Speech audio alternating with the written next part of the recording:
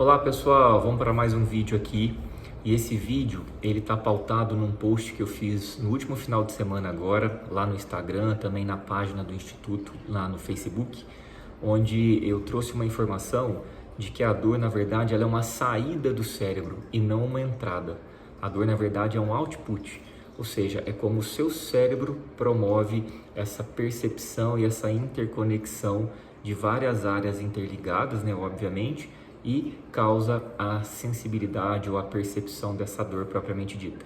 Ou seja, com base nessa enquetezinha que eu fiz no último final de semana, eu estou gravando esse vídeo aqui para explicar onde 100% das pessoas que clicaram lá na enquete responderam que tinham interesse em saber um pouquinho mais sobre o assunto, sobre a dor ser uma saída do cérebro e não uma via de entrada. Então esse vídeo ele vai ficar salvo lá no feed do Instagram, no feed também do Facebook, na página do Instituto e obviamente no canal do YouTube, que é para onde eu quero convidar você a se inscrever, a clicar no sininho para receber as notificações, a compartilhar esse vídeo se você achar ele interessante e pertinente, a dar o seu like, que isso ajuda muito no crescimento do canal.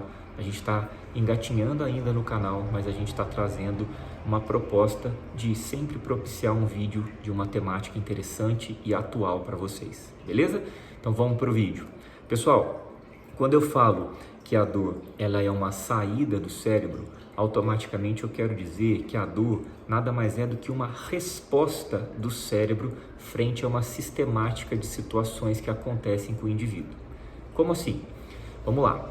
Quando o indivíduo relata ter uma dor, não necessariamente esse indivíduo tem algo de fato acometendo aquela localidade, acometendo aquele tecido que faça com que aquela dor seja perceptível. Como assim? Vamos lá.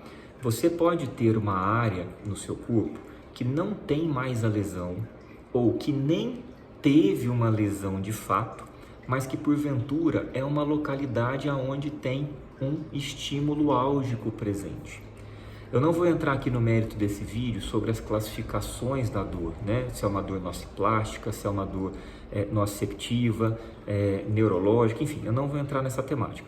O que eu quero dizer é que, muitas das vezes, o indivíduo tem a área cerebral, ou quando eu falo área, eu não estou querendo dizer uma área específica, mas uma interconexão de áreas cerebrais que de tanto que está recebendo informações, e essas informações podem ser de um objeto, por exemplo, acometendo, de um músculo lesionado, de um tendão lesionado, de um processo somatosensorial que inclui ali ansiedade, preocupação, que são os fatores biopsicossociais. Esse indivíduo está bombardeando o seu cérebro com uma sistemática de situações que faz com que o cérebro passe especialmente numa dor crônica. Repare, especialmente numa dor crônica, não exclusivamente numa dor crônica. Faz com que o cérebro crie interconexões e essas várias áreas cerebrais interconectadas podem gerar e vão gerar uma resposta que nem sempre é condizente com a veracidade ou nem sempre é condizente com a importância do estímulo, e essa resposta quase sempre vai ser a de dor. Então, resumindo tudo isso que eu falei, resumindo essa farofa toda aqui que eu expliquei, o cérebro, ele é capaz, por várias áreas interconectadas, especialmente quando essas áreas têm percepções ou captações ou até gerações de respostas não condizentes muitas vezes com a realidade. Quando eu falo com a realidade, não é que a dor não exista, não é isso, a dor existe, mas com a realidade do impacto ou da importância ou da gravidade do problema, essas áreas interconectadas, então, com uma visão dissociada em boa parte das vezes, ela passa a gerar uma resposta lá no local de uma dor. Então, quando eu digo que a dor é uma resposta do cérebro, a gente tem que entender algumas situações. Primeira delas, obviamente, esse indivíduo, na grande maioria das vezes, principalmente na área da fisioterapia, ele sofreu uma lesão, ele sofreu um trauma, ele sofreu um entorse, ele sofreu um impacto. E isso gerou danos teciduais locais que são responsáveis por uma série de, neurofisiologicamente falando, uma série de respostas que vão alimentando o seu cérebro de informações como inflamação, de informações como alteração da função, de informações como alteração do padrão de movimento, de alterações como de um processo inflamatório propriamente dito.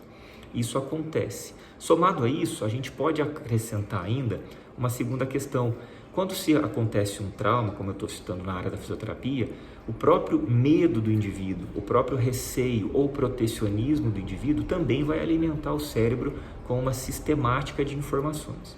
E essas informações da inflamação, da perda da função, do medo do movimento, do catastrofismo, que nada mais é do medo do movimento, né? Resumindo, todas essas informações vão alimentar áreas diversas do cérebro que vão captar essas informações vindo do meio, ou vindo da periferia, ou vindo da localidade, e vão fazer o seu processamento.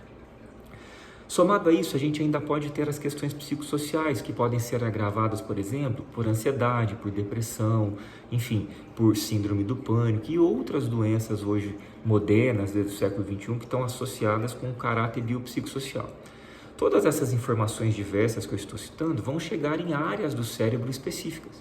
E essas áreas do cérebro específicas podem receber ou captar essas informações e processá-las de maneira muito característica e peculiar.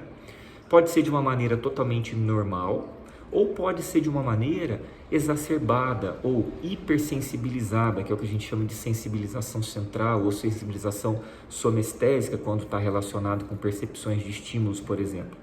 E essa área, quando ela está com percepções alteradas, isso normalmente está relacionado com as dores crônicas ou com as características crônicas de um problema, que quando eu falo de dor crônica dá a impressão que são dores repetidas, não, mas com estímulos repetidos de modo crônico que vão fazer com que essas áreas, entre aspas, fiquem sobrecarregadas com uma informação e passem a processar essas informações de uma maneira diferente da normalidade ou não condizente com a normalidade. E aí tudo isso somado, diversas áreas cerebrais diferentes, recebendo vários estímulos diferentes, vão se ligar, e aí eu não estou entrando aqui no mérito se de maneira correta ou incorreta, mas vão se ligar e vão fazer com que haja uma resposta corporal, onde essa resposta corporal, a mais comum delas, é a dor. Então, gente, resumindo tudo isso, a dor é uma resposta do cérebro a uma rede de informações que vem de uma localidade, da periferia, de um órgão, devido a várias situações envolvidas, que vão fazer, ou que estão ali, ou que está presente, melhor dizendo, a dor, devido a percepções de áreas distintas cerebrais que estão recebendo esse bombardeio de informações, e principalmente se esse bombardeio de informação for um bombardeio recorrente, somatório, né, de vários estímulos perceptivos, vão fazer com que essas redes se unam e criem uma resposta comumente, que é a resposta chamada de algesia, ou que é a resposta chamada de dor, tá? Que é a resposta chamada de percepção álgica do problema, ou resumindo, dor. Então, quando a gente fala que a dor é uma resposta do cérebro, é justamente por isso. E essa informação, ela é relativamente nova dentro das ciências da saúde. E ela ainda assusta muitos profissionais da saúde, quiçá muitos pacientes. Porque quando o paciente relata dor, ele imagina que a dor seja por um problema específico. E não necessariamente isso acontece. A dor é uma resposta a uma rede de situações que aquela localidade ou áreas adjacentes àquela localidade bombardearam o cérebro, e o cérebro então mandou essa resposta como dor para aquela localidade. Muitas das vezes essa dor é exacerbada, outras das vezes essa dor é normalizada, muitas das vezes essa dor é taxada no meio da ciência de maneira equivocada como mimimi do paciente, né? Isso do ponto de vista coloquial, popular, ou uma dor psicológica ou uma dor neurológica, termos que eu não admito e não concordo. Muitas das vezes essa dor é classificada como uma fibromialgia, uma dor fibromiálgica, que na maioria das vezes não se encontra um diagnóstico preciso, então se caracteriza como fibromialgia. No meu modo de pensar também é equivocado. Enfim, e o que eu quero dizer no modo final aqui é que a dor existe. As questões que retroalimentam o cérebro, esse bombardeio de informação, eles existem e eles podem ser controlados. Por exemplo, o medo do movimento por exemplo, um processo inflamatório local, por exemplo, uma perda de função por um espasmo muscular ou por uma tensão muscular muito localizada, eles podem ser controlados e dessa maneira diminuem essa informação excessiva para o cérebro e automaticamente aquela rede cerebral, várias áreas distintas vão passar a receber menos informações e consequentemente vão passar a responder com menos informação de resposta, chamado dor. Espero que vocês tenham gostado do vídeo, espero que tenha ficado claro para vocês e caso tenha ficado alguma dúvida, caso você tenha gostado, tenha alguma crítica sobre o vídeo, comenta aí embaixo. Não deixa a dúvida pairar sobre a sua cabeça. Ficou confuso? Pergunta.